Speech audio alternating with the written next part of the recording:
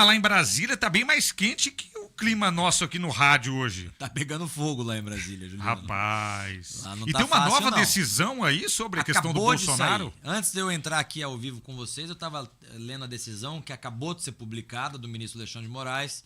Ele não prendeu o presidente Bolsonaro, porque tinha essa ameaça de prender o Bolsonaro, porque supostamente teria descumprido as medidas cautelares, né? Mas ele manteve todas as medidas cautelares, mas disse que não vai prender o presidente Bolsonaro dessa vez. E mudou um pouco a decisão que ele tinha proferido anteriormente, porque aquela decisão tinha ficado confusa. Ninguém tinha entendido se o Bolsonaro podia dar entrevista, não podia dar entrevista.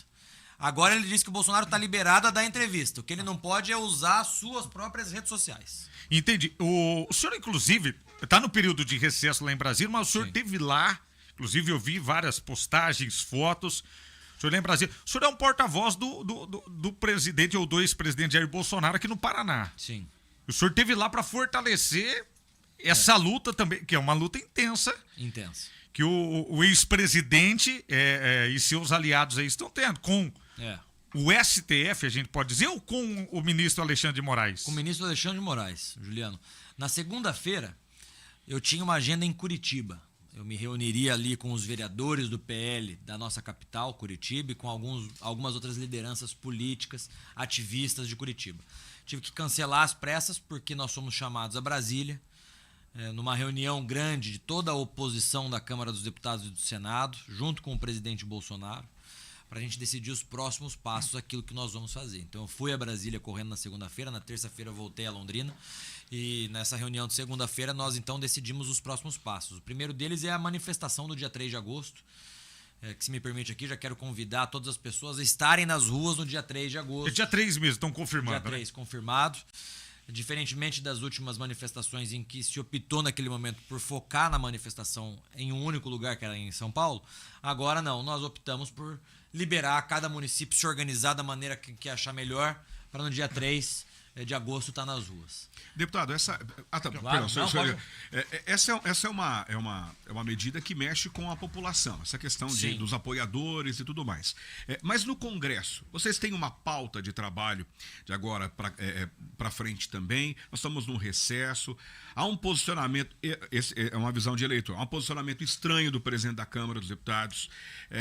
Na volta dos trabalhos, vocês têm uma definição de pauta, um alinhamento da direita, da oposição ao governo federal? Você já tem esse passo traçado, além da manifestação popular, mas a manifestação de vocês dentro do Congresso Nacional? Excelente pergunta, Márcio.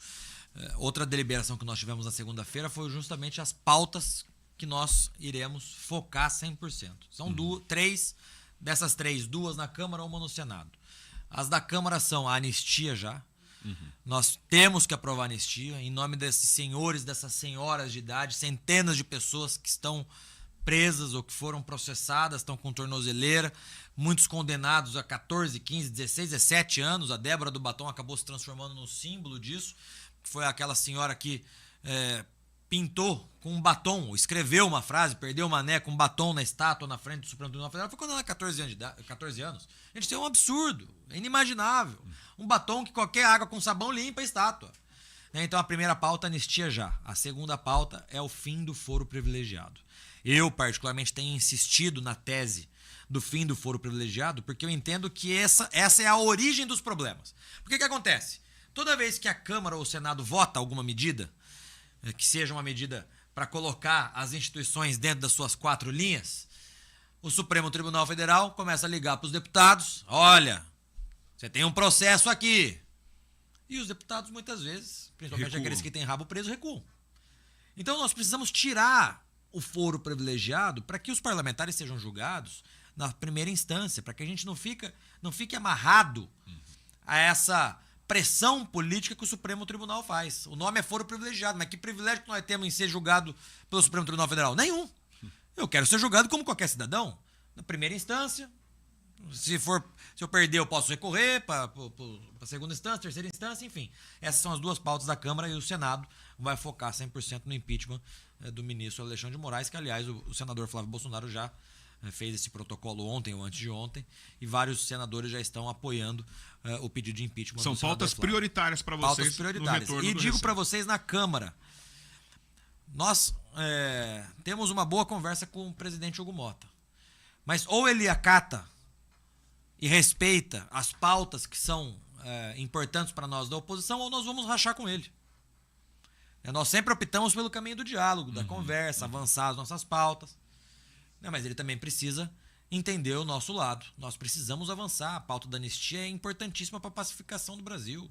Com certeza. É uma questão injusta com essas pessoas que foram presas. E o próximo passo de agora adiante? Porque assim, a gente vive à mercê do amanhecer do dia, né? Nos últimos dias, como que vai ser o amanhecer desse dia? Porque é algo novo, é algo que deixa o brasileiro preocupado. A economia, ela está aguardando uma solução mágica, vamos dizer assim, porque nós estamos prestes a termos um colapso na economia local, se mantiver essa decisão da taxação norte-americana, mas tem as incertezas políticas e jurídicas também, porque eu vi muitas críticas com relação à questão da censura prévia determinada pelo STF ao Bolsonaro, que afeta nós também, na imprensa, claro. E qualquer cidadão. Que aí eu posso ou não posso falar? O ministro vai deixar ou não vai deixar? Porque aí gera uma insegurança total. Você está coberto de razão. Eu falei até na coletiva de imprensa que eu dei segunda-feira lá em Brasília.